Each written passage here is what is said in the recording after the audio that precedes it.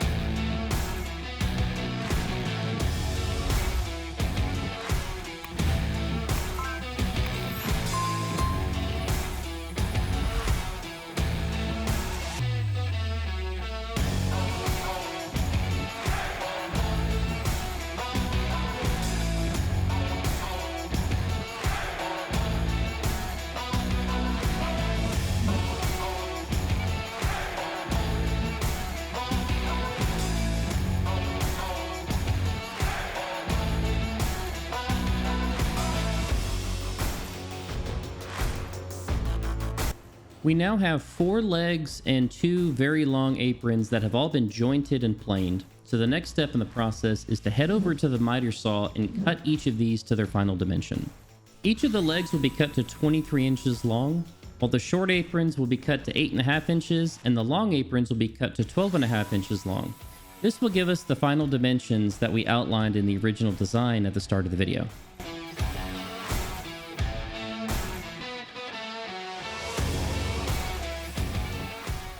The last step in the lumber preparation is to head over to my bandsaw and resaw each of the aprons in half. Each of the halves is slightly thicker than 3/4 of an inch, so that I can use my planer to clean up the resawed face and get them to exactly 3/4 of an inch.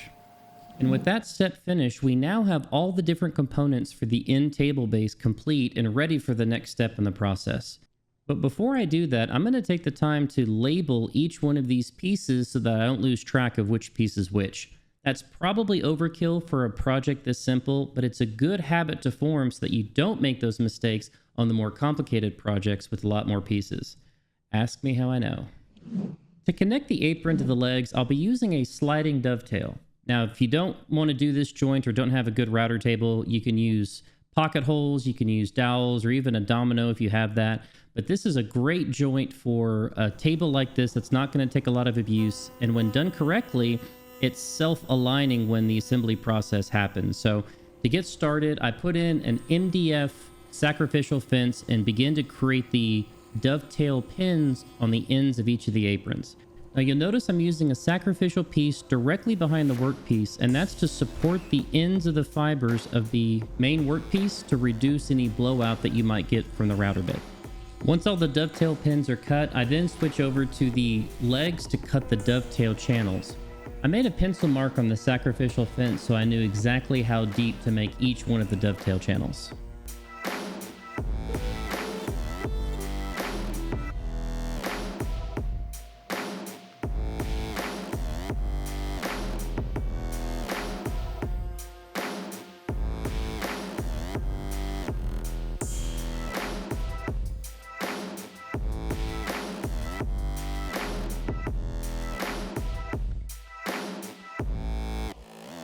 After all the pieces have been cut, it's a good time to do a dry fit, particularly why the sacrificial fence on the router table is still set up for this dovetail cut. You want the sliding dovetails to be snug but not tight, because whenever you go for the final glue up, you need to leave a little bit of room for the glue in the joint, and if it's too tight, you're going to have a hard time during the assembly.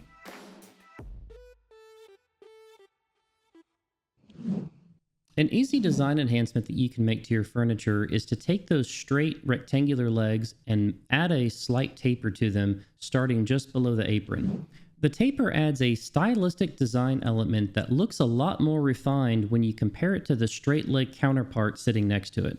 This low complexity, high reward design feature is pretty simple to do on a table saw, provided that you've got a tapering jig. This jig rides in the miter slot of your table saw and allows you to make angled cuts on a piece of wood. I'm using it here to add the taper to these end table legs, and once you've got it set up, you can use it to make repeatable cuts on each subsequent leg. If you're interested to know how I built this, I'll leave a link to this in the description below, or it'll pop up on the top of your screen.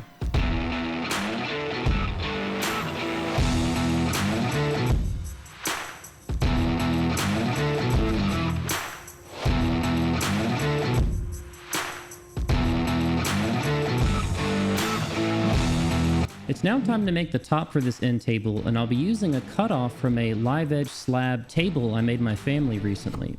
This piece is a little bit too big, so we're going to cut it down first and then use the planer to get it down to a more reasonable thickness.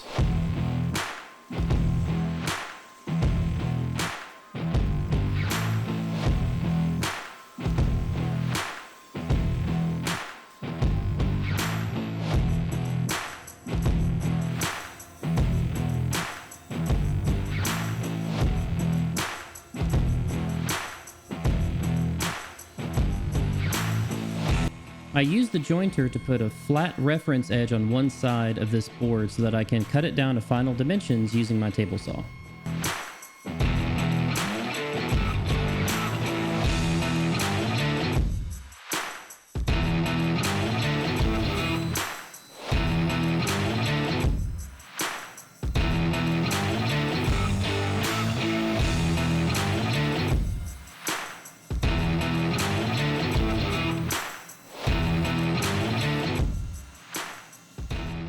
I'll be using this white side bit to put a 22.5 degree taper on the underside of this tabletop.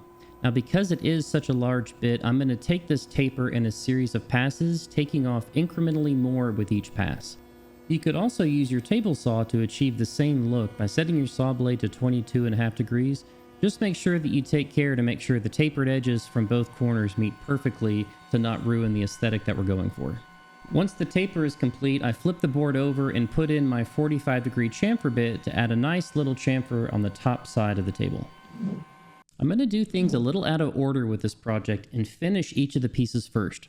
I start off by using some mineral spirits to wipe each of the pieces clean and remove all the dusting from the sanding, which I excluded from the video, before applying some Rubio Monocoat Black.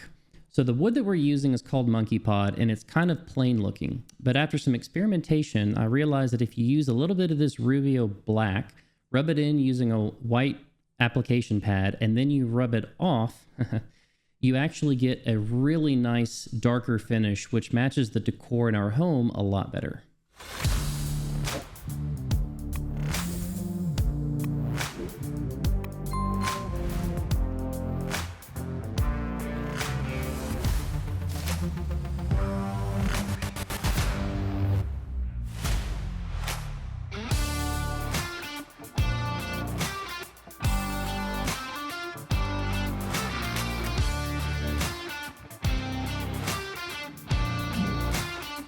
To fasten the tabletop to the table base, we're going to be using some figure eights. These fasteners allow for seasonal wood movement as the relative humidity changes from season to season. These will be inlaid on the inside edge of the table so they're not visible from the outside, and they'll sit flush or just below flush with the aprons around the edges. A Forstner bit makes installation a breeze.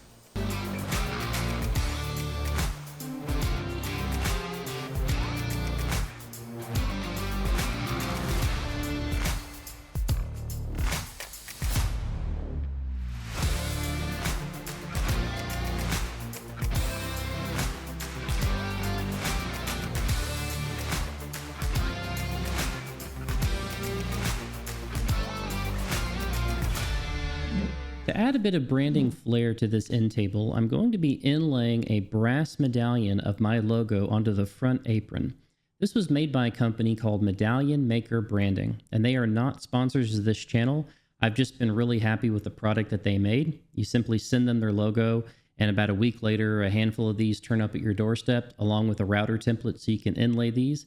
And it's a really slick design, and the quality of this is really good. So I'd encourage you to check it out if you're looking to add just a little bit of special flair to any of your pieces. I start off by marking the center of the front apron, and then use some double-sided tape on the back side of the template and stick the template onto the apron to begin the inlaying process. The depth of the router bit has been set so that the final medallion is going to sit about a 1/16 of an inch proud of the surface.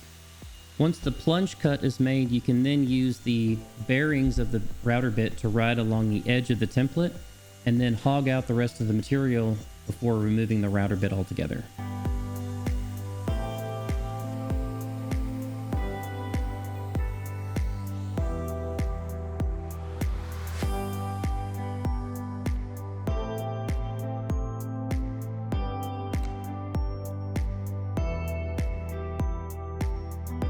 To install the medallion, take some sandpaper and scuff up the back of the medallion just to make sure that there's a rough surface to adhere to, and then use some CA glue in the pocket that you've just created, and then drop your medallion in and get it aligned.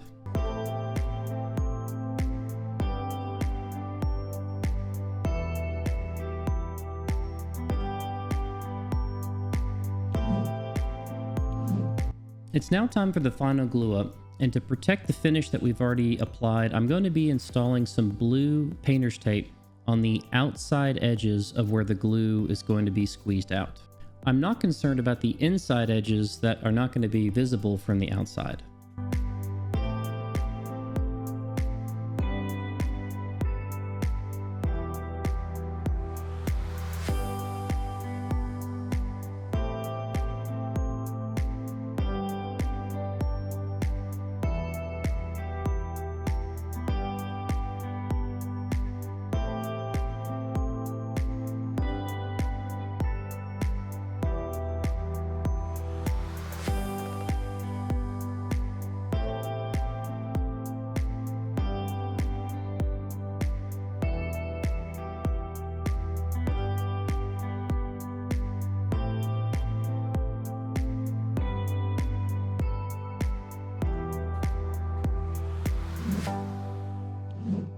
The final step in the process is to install the figure eights and then use those to install the tabletop to the table base, making sure that everything remains centered as you tighten up each screw through the figure eights.